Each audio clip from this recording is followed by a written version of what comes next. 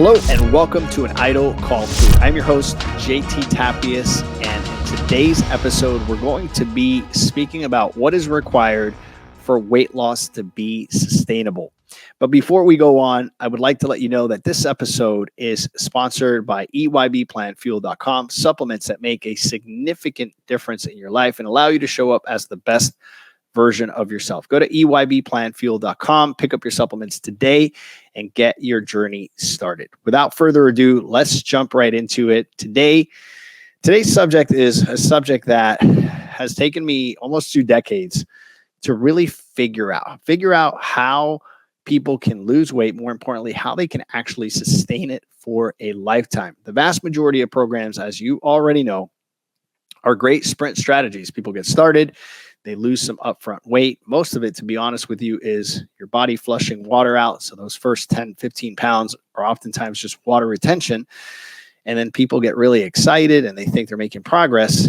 But then, of course, once they go into the friction of life, they realize that it is just a visual change. It is a temporary change. Usually people gain the weight back and they gain the weight back with a vengeance, of course, making people very frustrated. And so in 2 decades of coaching people in the area of fitness and nutrition, I have learned some interesting concepts that didn't come to me right away because of where I was spiritually. And I'm going to really dive into this subject.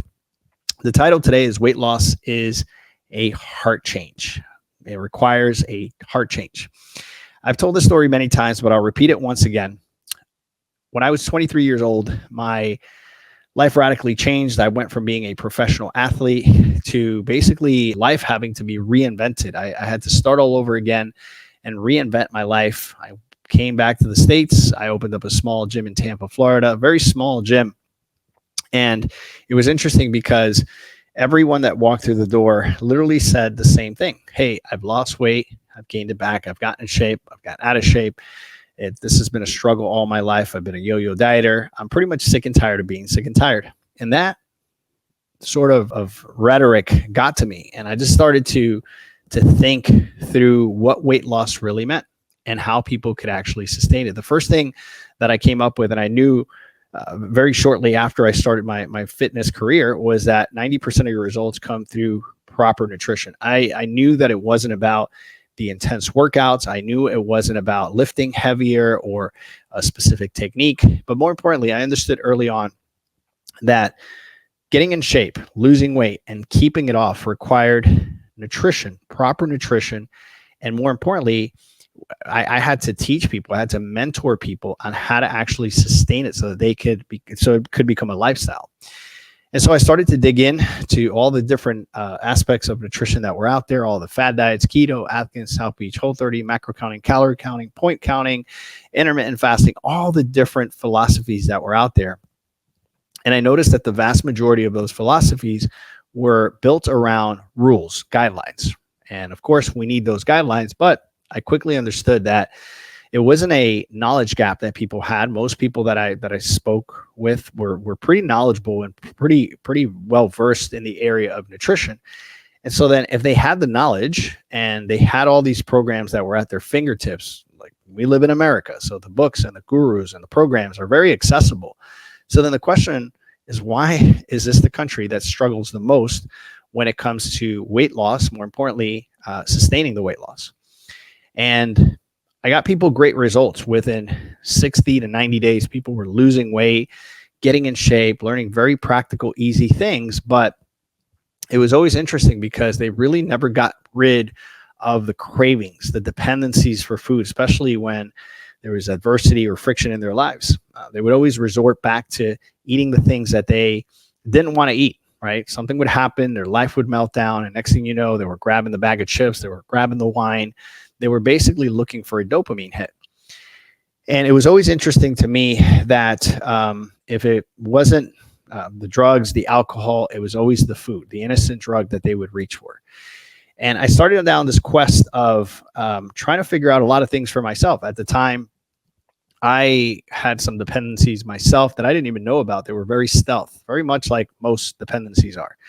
The vast majority of people that suffer from any kind of addiction or dependency don't really know that they're addicted to the substance or the thing, because it's become second nature. It's almost part of their who they are, right? It's almost like their shadow. It follows them around. It's very hard to see these things.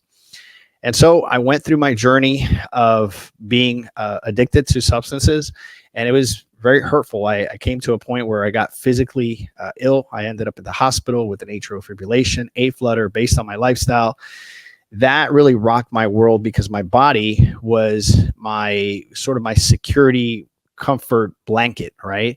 It was the thing that I deposited all of my confidence, and I felt strong and confident, and I felt like if I was physically fit, then I could pretty much accomplish anything. And that was kind of my ethos and what I would say to myself. But when I got sick and literally the carpet got pulled from under me, I went into reflection and started to think like, wow, like here I am at 31. I look like I can jump on a bodybuilding stage, and here I am hooked up to all these machines. The doctors are telling me that I can literally have a stroke if I continue down this path. And I honestly, I looked at it in a very stoic way, and I said to myself, I'm going to make some changes. This is exactly what needed to happen so that I could open my eyes. But interestingly enough, 2 weeks later, I was back at my dependencies. I was back at it. I was getting high, getting drunk, and doing all these things.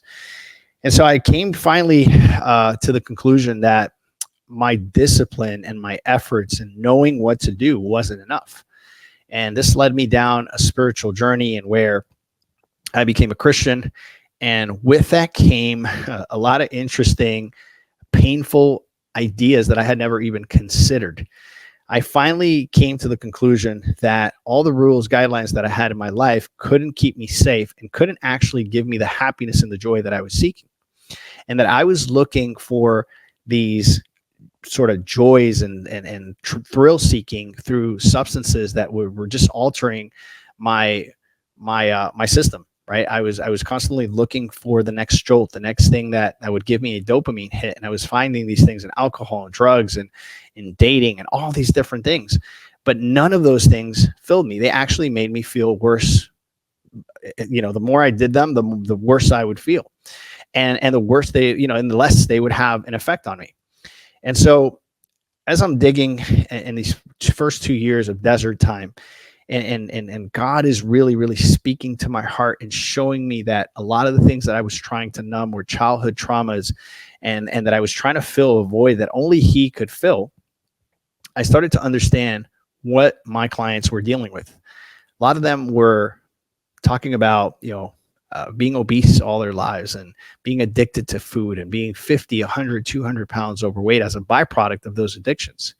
And I finally understood that even if I had all the guidelines, even if I had the best accountability, the best programs, that ultimately these people would not be healed until they actually had a heart change.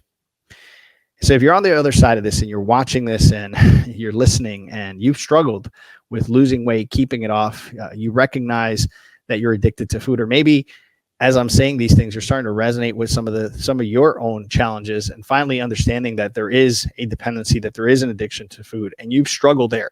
And as a byproduct of that, you are 50, 100, 200 pounds overweight, or maybe just 10 or 15 pounds. But every time that you have any kind of friction, you resort to food. I'm here to tell you that that hole is going to continue to be dug deeper and deeper as time goes. Now, I know that sounds morbid and that's not very optimistic, but I want to be very real with you and tell you that if you're a person of faith, right, and maybe you've never considered adding God into this process, then maybe that's something new and something different. But I would encourage you to add to your, not as an addition, because God's not an addition. God is the priority over all these things, and he's interested in every single aspect of our lives, no matter how small or how big they are. God is in the details.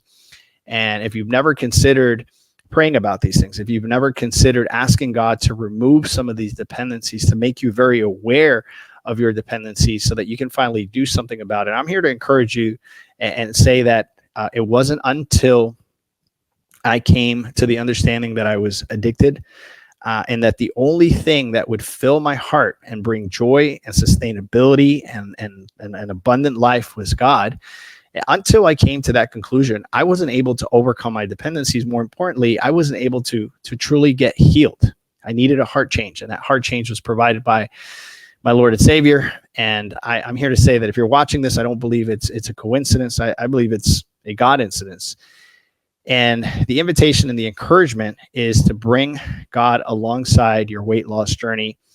Yes, the principles are important. Yes, you obviously need to follow some kind of program. If it's not our program, the Empty Your Bucket Nutrition Plan, I would encourage you to really pray and ask God to give you wisdom around this, to bring the right program, which, by the way, is only 20%, and then to start showing you very clearly what your challenges, what your dependencies are, and to start to actually change your heart around these things. And if you do that with a genuine heart, I believe God will heal your heart.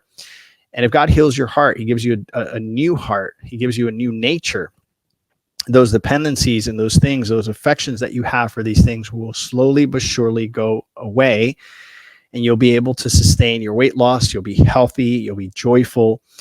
And I truly believe that if you're looking to overcome the idol of food, God is the only one that can do that for you. And so pray. I encourage you to pray and not to do this journey, this weight loss journey, separate from God, because he's the only one that can truly heal you.